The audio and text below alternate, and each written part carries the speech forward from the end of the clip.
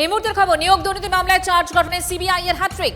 পার্থ চট্টোপাধ্যায় সহ 26 জনের বিরুদ্ধে পর 3 মামলায় চার্জশিট। আর একটু বিস্তারিত জানার চেষ্টা করবো সুজয় এই মুহূর্তে আমাদের সঙ্গে রয়েছেন, আমাদের প্রতিনিধি জানাবেন। সুজয়, দেখো, আলিপুরের বিশেষ সিবিআই আদালত আজকে নবম দশমের যে নিয়োগ দুর্নীতি মামলা, সেই নিয়োগ দুর্নীতি মামলা আজকে পার্থ চট্টোপাধ্যায় সহ 26 জনের বিরুদ্ধে চার্জ গঠন করলো এবং এই প্রথম জীবন সাহারও কোনো মামলায় চার্জ গঠন হলো এবং এর পরবর্তী ধাপে বিচার প্রক্রিয়া শুরু হবে সাক্ষ্য গ্রহণের মাধ্যমে। এর আগে তুমি জানো, গত সপ্তাহে পরপর দুদিন, একদিন একাদশ থেকে দ্বাদশ শিক্ষক নিয়োগ দুর্নীতি এবং তারপরে গ্রুপ সি পদে যে নিয়োগের দুর্নীতি হয়েছিল এসএসসির ক্ষেত্রে, সেই মামলাতেও পার্থ চট্টোপাধ্যায়ের বিরুদ্ধে চার্জ গঠন হয়েছে এবং এই মামলাতেও কিন্তু দেখা গেল চার্জ গঠন হলো। ফলে এর আগামী সপ্তাহ থেকে যেটা জানা যাচ্ছে যে এই প্রত্যেকটি মামলাতেই সাক্ষ্য গ্রহণ প্রক্রিয়া শুরু হবে, অর্থাৎ যারা রয়েছে সাক্ষীরা তাদের সাক্ষ্য গ্রহণের মাধ্যমে বিচার প্রক্রিয়া শুরু হবে। এবং যেহেতু সুপ্রিম কোর্টের একটি জামিন মামলায় আদেশ ছিল দ্রুত এই মামলায় বিচার প্রক্রিয়া শুরু করতে হবে, তাই কিন্তু এই তড়িঘড়ি সিবিআই তরফ থেকে দেখা গেল। সুজয়, তোমাকে ধন্যবাদ।